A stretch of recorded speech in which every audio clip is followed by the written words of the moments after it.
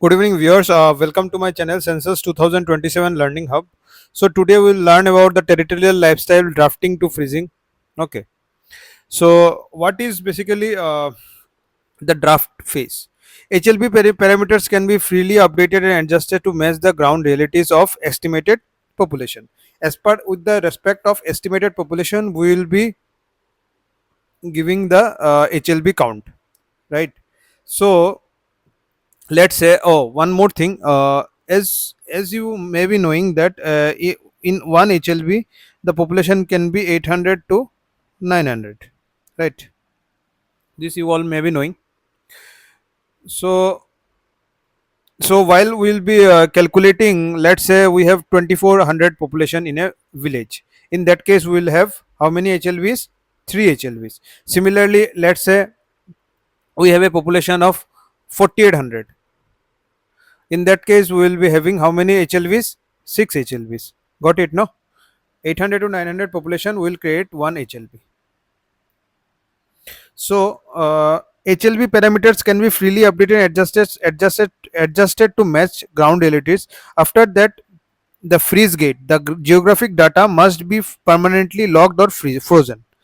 Post freeze modification: if an HLB must be split after a freeze due to unexpected population, the new HLB receives the last sequential number available in that village. Splitting one of 20 HLB creates 2021. The original description must explicitly state it was divided. Freeze gate: are you while we are freezing, this alert will be showing in our visible in our screen. Are you sure that you want to freeze this HLBs? If yes, then click the OK button, otherwise click the cancel button. So again and again I am telling, before freezing we should be very much careful and cross check all the details with our table work. Before doing the table work, we should not enter any data in the CMMS portal. After the table work is finalized, then we should enter the data in our CMMS portal, and then after entering the data also we should validate it properly before doing the freezing. Okay. Specialized parameters for urban operations. So urban jurisdictional exclusives, statutory town admins and municipal corporation admins have access to specialized operational toggles not found in rural workflows. HLB categorization: assigning HLB type, like administrator must specifically define the nature of the urban blocks from predefined drop down list. Modifying assigned types: ability to rapidly recategorize urban blocks if zoning or ground realities shift during the preparation phase.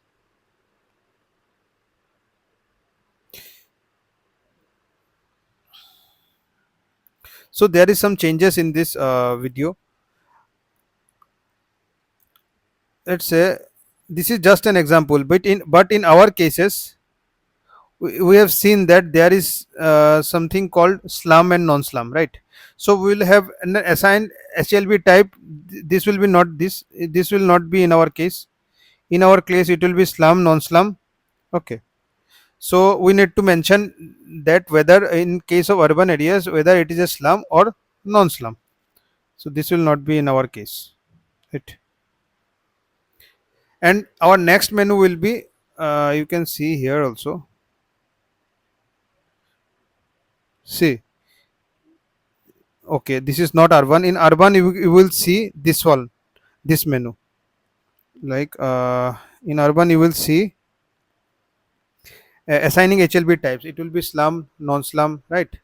Notified slum or assigned slum, like this. Some drop downs will be coming, and there is some option of modifying the assigned HLB types. That, let's say we have marked some notified slum, right? So after that we get to know that it is not a slum. In that case we need to change it.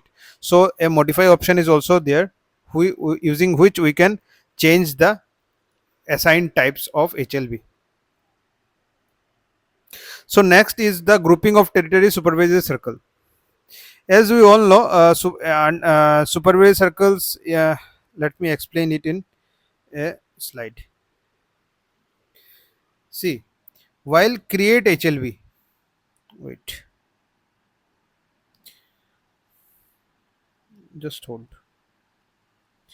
while creation of HLV, we have seen that what we used to do, we used to create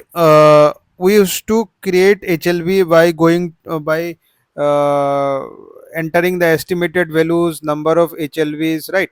And after that we used to submit it, and then we used to freeze it. After that we used to move to our redirect to our HLBC portal, house listing block creator, where we used to do the geotagging of landmark, and then HLB demarcation. All this process we used to do, right, for creation one HLB.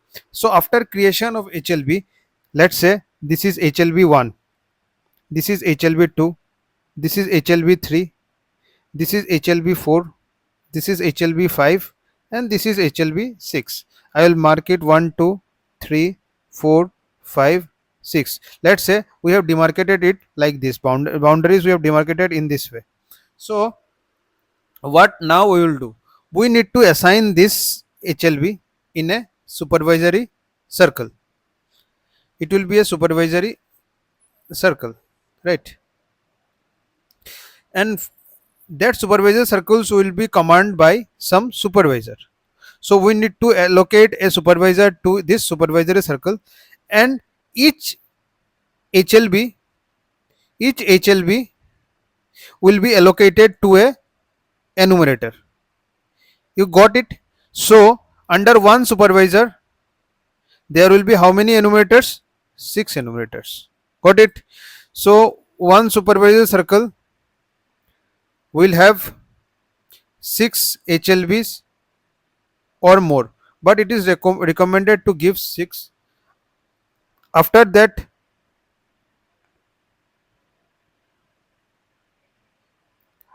how many enumerators for each supervisor circles? We have 6 HLBs, so 6 enumerators will be allocated, right? Got this point? Okay. So we have supervisory circle. Under these supervisor circles we will have 6 HLVs, and each supervisor circle will be looked after by a supervisor, right? And each HLV will be looked after by one enumerators. You got this concept right? Okay. It's the same concept here also they have explained. A managerial grouping typically consisting of approximately 6 contiguous HLBs. However, numbering within the supervisory circle does not need to perfectly continuous, and boundaries can cross village or panchayat limits. Okay, the grouping of territory supervisory cycle, you got this supervisory cycle composition. The golden rule of mapping: by strict system mandate, HLB number 0001 must always be mapped to supervisory circle 001. This is very important point, that our first HLV 0001 will always be mapped in our first supervisory circle, that is 001. This anchor point cannot be reassigned or deleted. Got it? So similarly they have explained here, so that these are the HLBs and they are been allocated to a supervisory circle. So our next slide is the deployment matrix rules of allocation. So let's say supervisory circle A have HLB1, HLB2 and HLB3, and supervisory circle B have HLB4 and HLB5. So supervisory constraints 1:1. One supervisory circle is assigned exactly one supervisor, already explained. The system enforces this to prevent chain of command overlap. Got it, no? And after that, enumerator constraint 1:many with limits. One enumerator is assigned exactly one HLB. An enumerator can be assigned multiple HLBs to maximize efficiency, but only if all those HLBs reside within the exact same supervisory circle. You got it, no? In the same supervisory circles, enumerators can have more than one HLBs assigned. Boundary enforcement: an enumerator cannot report to two bosses, therefore they cannot be allocated HLBs across different supervisory circle. Very much clear? Okay. Our next slide will be managing field friction, revocation and reallocation. HLB reallocation: the process of moving an unassigned HLB from one supervisory circle to another to balance workloads, right? So The process of moving an unassigned HLBs from one super, we can the we have the option of, if you have logged in our HLB reallocation menu, you will see that under the source there will be unallocated HLBs, right? These are the unallocated HLBs. These unallocated HLBs we can move from one supervisor circle to another supervisor circle to balance the workload. The anchor constraint, when reallocating from supervisor circle 001 to HLB 0001, will never appear as an option to move. As we have already discussed, the supervisor circle 0001 should be mandatorily under supervisor circle 001. We cannot change it also. So there will never appear any option to move this HLB to a different supervisory circle. Personal revocation, the process of withdrawing an HLB allocation from an enumerator or supervisor. HLB allocation, in HLB allocation we have similarly HLB revocation. Like for the first time we will allocate an HLB to an enumerator. Let's say due to some mishappening that enumerator is not able to continue his or her work. In that case, we need to revoke that HLB from that enumerator and allocate it to some other enumerators. The finality rule, revocation is strictly prohibited once the HLO fieldwork for that block has been completed and submitted. Once the work is completed for that block, then revocation will not is strictly prohibited, because the work has already been done. Then what is the need for revocation? After that, we will discuss on operational support equipping the frontline. Multilingual output, documents are automatically generated for all assigned and reserved enumerators and supervisor personnel in 16 different languages based on selection. So we have multilingual output option is there. Appointment letters and official ID cards, these are generated. Digital generation requires manual physical validation.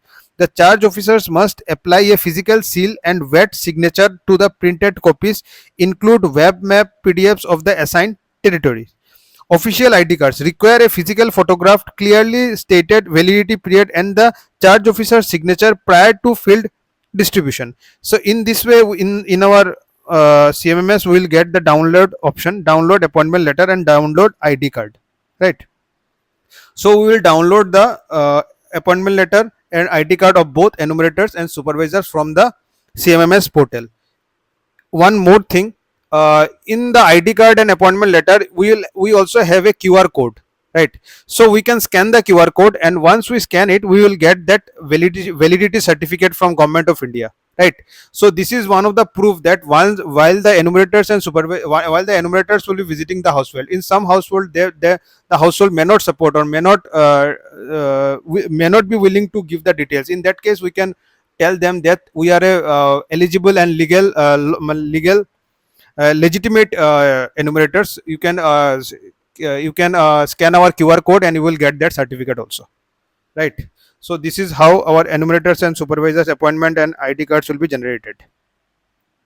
At last, this is an operational readiness achieved, like approved rosters and frozen territorial map.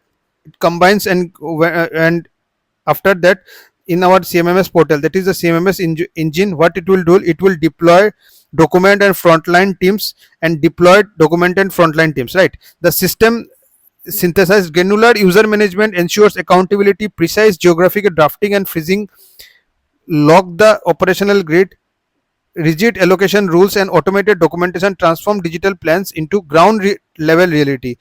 The CMMS is not just a database, it is a blueprint for executing a flawless national digital census operation.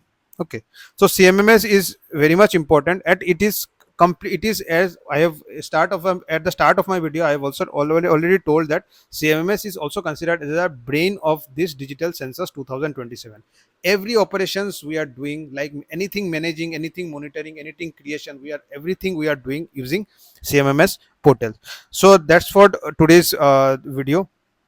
So in our next video, we will go into more deeper in our CMMS portals, like we will be discussing in our live portals how we are exactly doing the work. Okay, so hope you like this video, and I have already told that these videos will be very much beneficial for this upcoming census, and I will be discussing all the digital tools like CMMS hands on, how exactly we are working with the CMMS portals, and also the HLBC house listing block creator portal, right? So hope you like this video, and stay tuned, and please subscribe and like this channel. Okay, thank you.